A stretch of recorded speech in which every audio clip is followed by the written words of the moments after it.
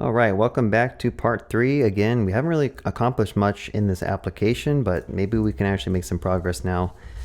I did want to show two things that I kind of changed as from the last video to this video. The main thing is I found this kind of script online. You remember I talked about how like when you're using Next.js and you save a file and it does a hot module reload or reloads your like API?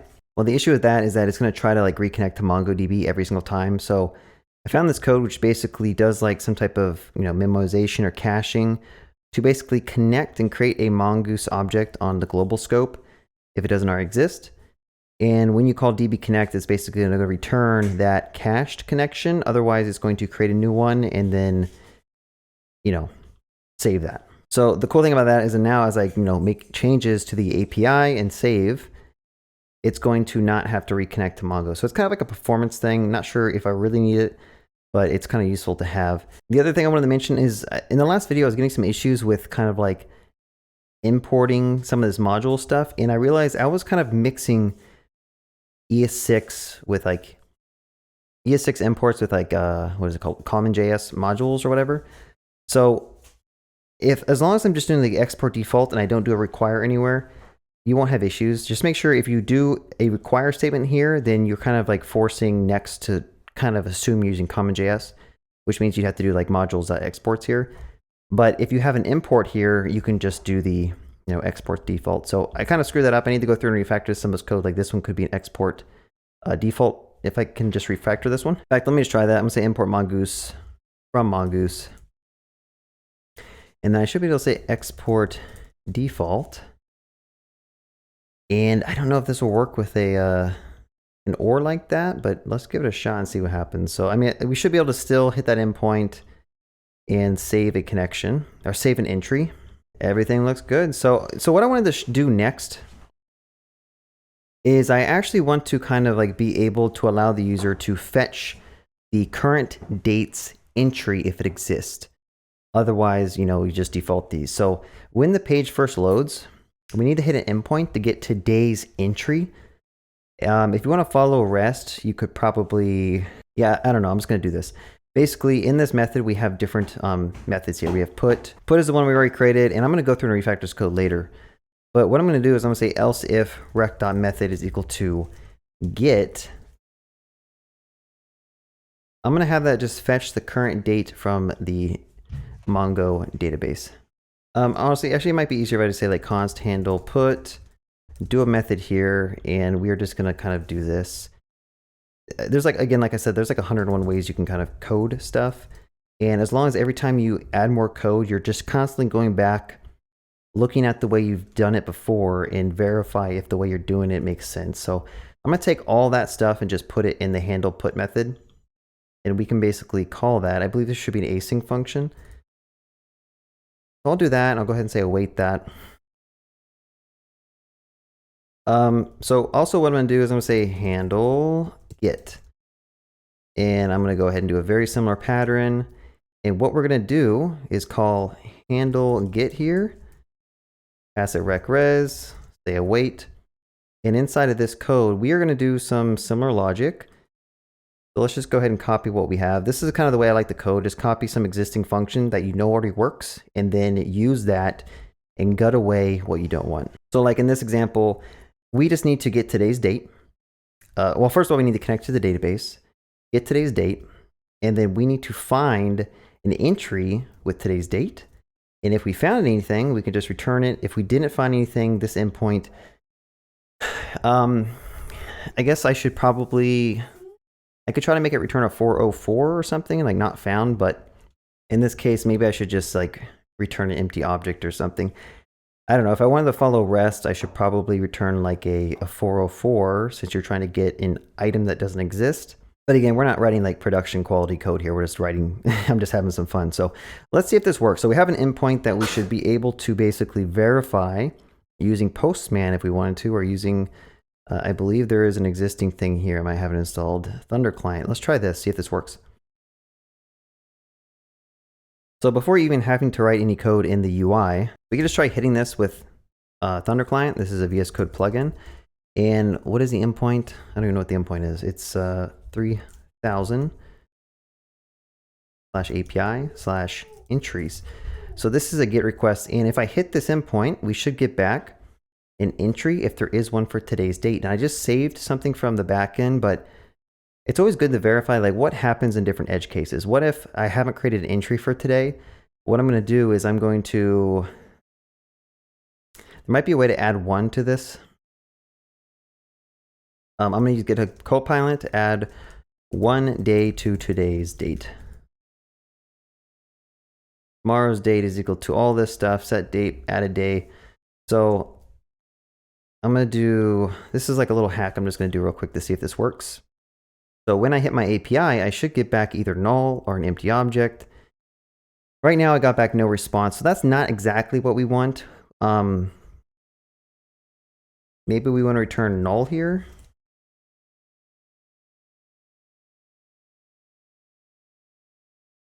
Maybe technically we're already getting null back. Let me go ahead and just print this out. I want to see like what exactly is returned from Mongo. We get back null. Okay, so this should be fine. We're returning null if it doesn't exist. So let's just go ahead and set that back to what it was. And we are going to save that. So now we can kind of move on to the front end, and let's just go ahead and find that page, which I believe is this one. And using a useEffect hook, if you don't know what that is in React, you can kind of use the useEffect hook to do some logic when the component first mounts to the page. So let's just go ahead and import useEffect. Hopefully my auto import does what I want. Nope. So from React.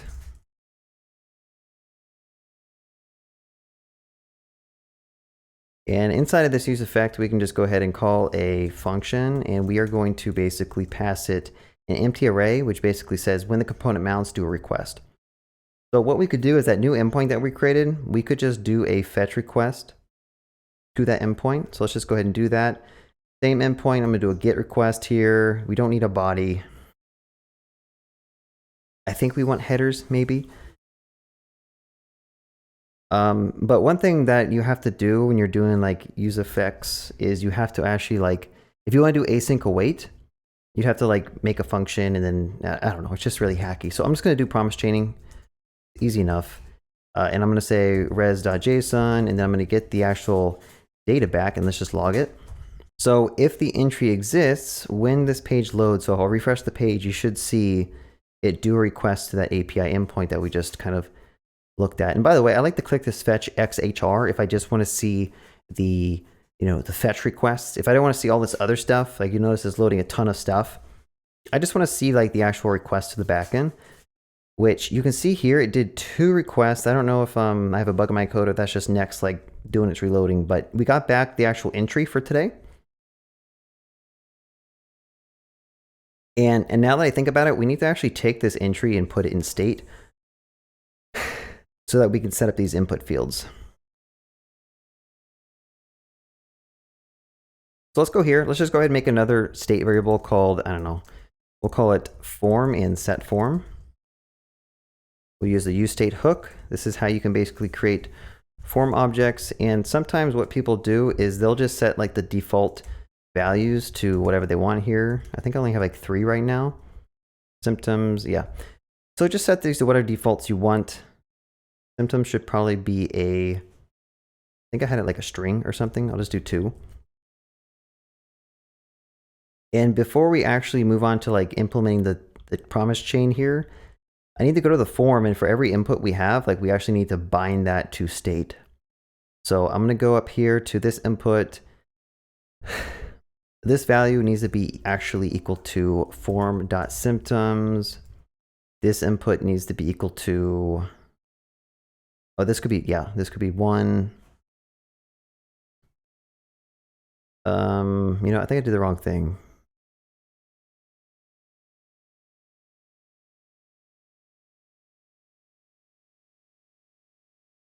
I'm sorry, I'm doing this backwards. I think this needs to be 2. Whoops. We need to keep the value here on the inputs, but I think what we need to do is on change, we probably need to like make this a controlled React component. And what I could do is do something like this. So when they actually change this or check this thing, it's basically just going to update the symptoms thing. So you just need to add this to every input here. I'll go ahead and do it to that one, and I'll do it to this one. And if we did that correctly, we also need to say, like, we probably need to say checked is equal to a value. So I could say this, if form symptoms is equal to 2, if this one's equal to, I think needs to be 3, and this one needs to be 1, if that makes sense. So basically it's, the input is actually checking the state, the React state, to know if it should be checked or not. So probably have a bug. Yep, we didn't import useState. So let's just go up here and import useState here, save it, go back. And one thing you'll notice is that it actually set it to bad. I don't know if this is correct. Let's save it to that, save it, and refresh the page and make sure it persists. Does not. And the reason it doesn't is because I haven't hooked it up yet. So before I get ahead of myself, what I want to do is, what you can do is you can actually like print out what state is. So I could just go down here, maybe just say like console.log form. So if you see here, let me just go ahead and clear the console, save. This should refresh the page, and we should hopefully see it print out something, maybe. I don't know. Let me just do a hard refresh. All right, so you see it prints out form, and this has symptoms of 2, is dairy false, is salty false. So the form is correct in regards to like the defaults that we set. And I think if I were to change this to like something else, let's see, symptoms. Feeling good is a 3, average is a 2, bad is a, this should be a 1, so a little mistake there. Now the reason I saw this is because I saw that the form was defaulted to 2, which is average, but you know, bad kept getting checked. So now when we actually save, we should see average get checked. So yeah, that's pretty cool. What you can also do is just verify. You can just go up here and like change different things. So like if I change this to a 1, true and true, we should see different things kind of get set. So notice that these two did not get set. So what we need to do is go back and make sure we hook those up, because I don't think we did that. So here I'll say value is equal to form.isDairy, and then I can say on change and let Copilot just do everything for me because I'm lazy.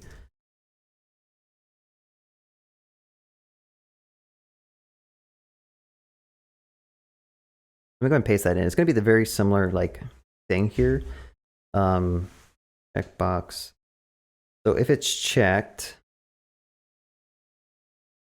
I think, so the issue is that this is going to be true and false, but we actually want it to, let's just try it. I'm not sure what's going to happen.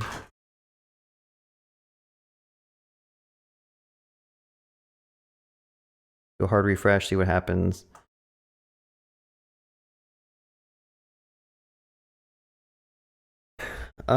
Yeah, so I think what I need to do instead is keep this as true, like I had it before. Again, like leave a comment if there's a better way you can think about doing this, but I need to just say checked. If isDairy is equal to true, then we should have it checked. And I might have to go back and fix some of the stuff. Let me just go ahead and do that. Symptoms, obviously this needs to be isDairy.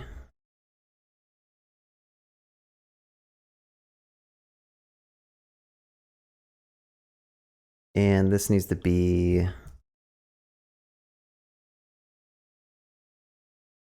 is salty, I think.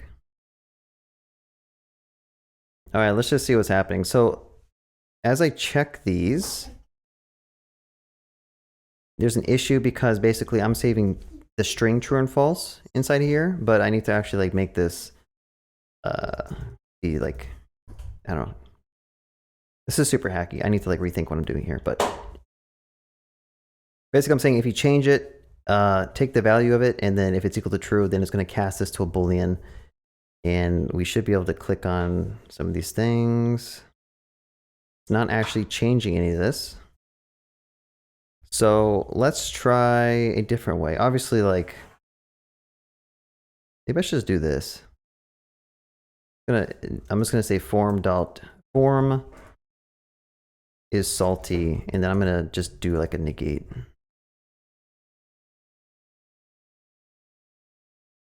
This is one of those things where, like, as you're recording, like, I'm not thinking about a really optimal way of doing this. If I was not recording and trying to code, like, I probably have a nice, elegant solution, but it's like I have to keep talking and keep coding, or else it's going to be boring for you all. And I'm making like really simple mistakes because it's hard to talk and code at the same time. But yeah, let's just see if this is doing what we want. So as you check stuff, is salty becomes true and false. True and false. This is all working. Yeah, I don't know. Probably not the best. I don't like the fact that this is a actual string. I don't know if there's a way to change that. You might have to keep it a string. Let's see what happens. Yeah, it looks like it gets like forced to a string.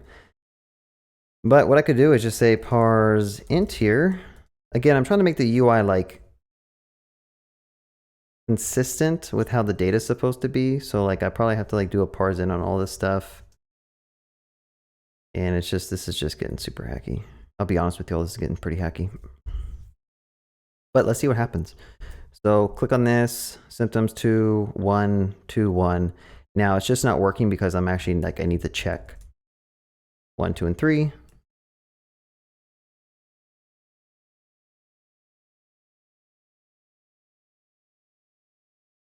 Let's try that out. And let's see if this actually keeps it going. Everything's working pretty good. Another thing I would do, this needs to be defaulted to an actual like numeric.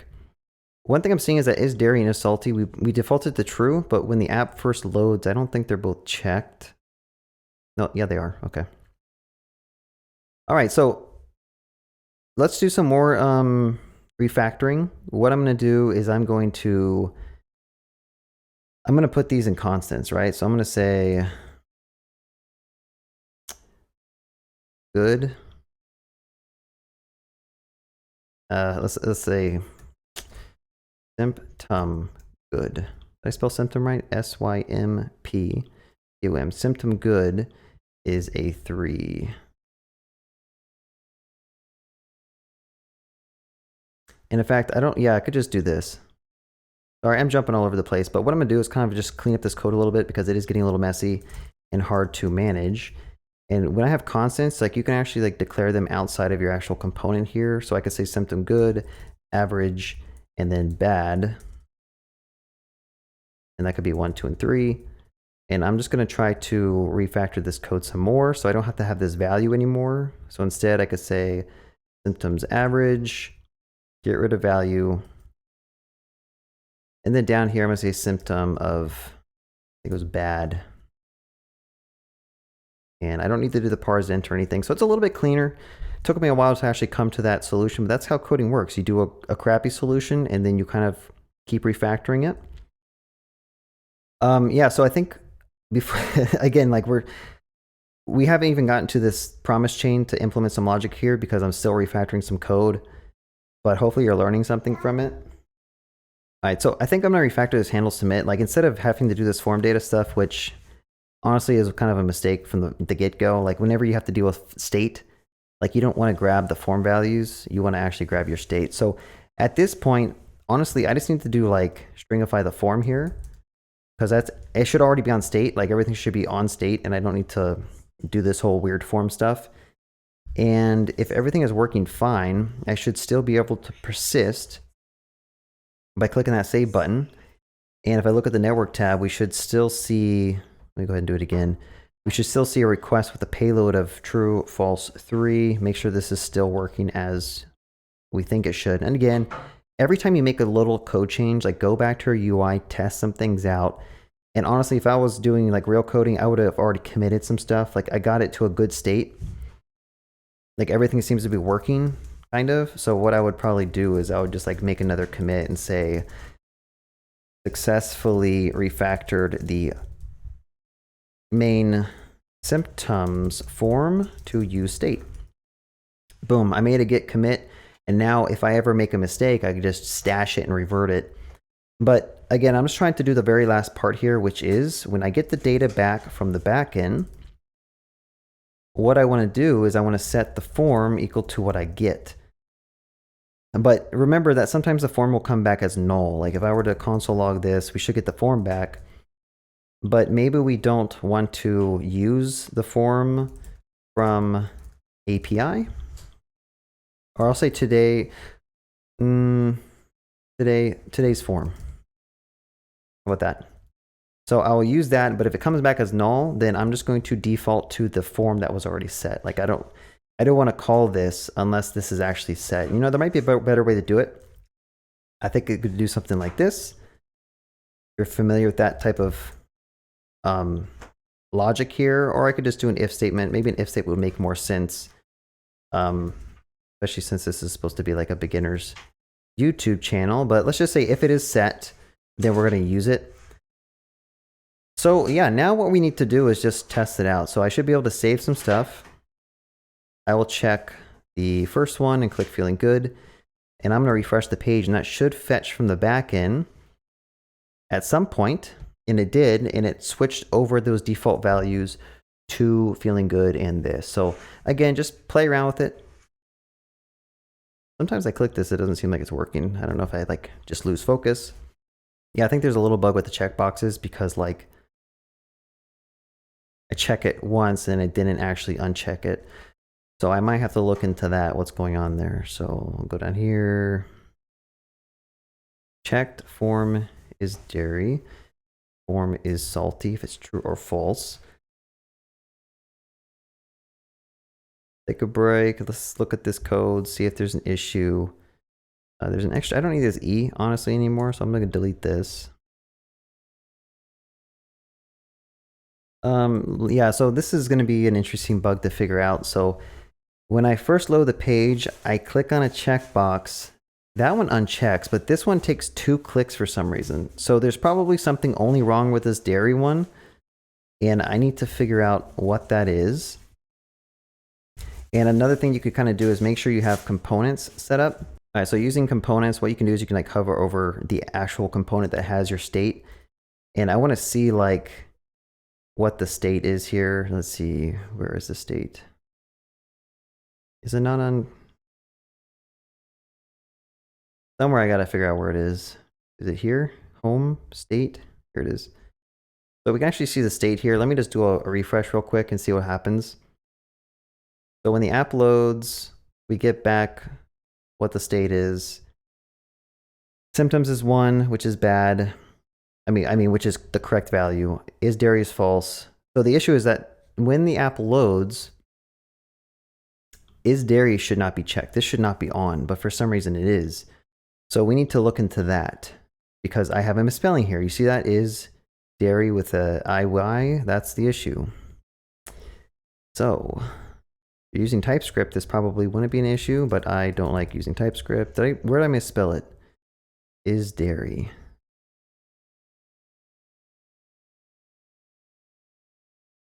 So maybe this is like a backend issue. Let me make sure I don't have a... Yep, I have it misspelled here. Is dairy. So I don't know what that might potentially break. Can't believe I had that misspelling. Well, let's try it again. I'm going to click save so it has the actual value stored correctly. And I'm going to refresh the page and just check that one more time to make sure like this has what we expect it to have. Why is this not working?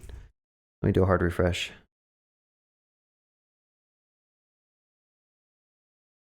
All right, we're still getting back is dairy. Let me make sure I can send this over to the back end. The payload, we're sending over the wrong thing still. So why is that happening? Because I definitely refactored all that. So let me do a hard reload. I don't know if something's being cached maybe. But when I do the save, it's not supposed to send the wrong spelling. It's still doing it for some reason. So again, sometimes when you're dealing with like libraries and frameworks, like you just got to restart everything. I don't know why, but it's caching this misspelling somewhere like you can see it's not showing up in the project, but every time I do a post request to this backend, like it keeps sending the wrong thing. Unless I'm just missing something somewhere. Let's try it again. Click save, look at the entries, and the payload has the right thing now. Okay, so I should be able to save it, and that should, or I should be able to refresh the page, and we should get back the actual values. So there is like a little latency here. If I click save, refresh, it should come back with average in the bottom one checked. So yeah, everything's working. I do like, what you could do is put a spinner here, or grade these out and don't actually populate them until the GET request to the backend finishes.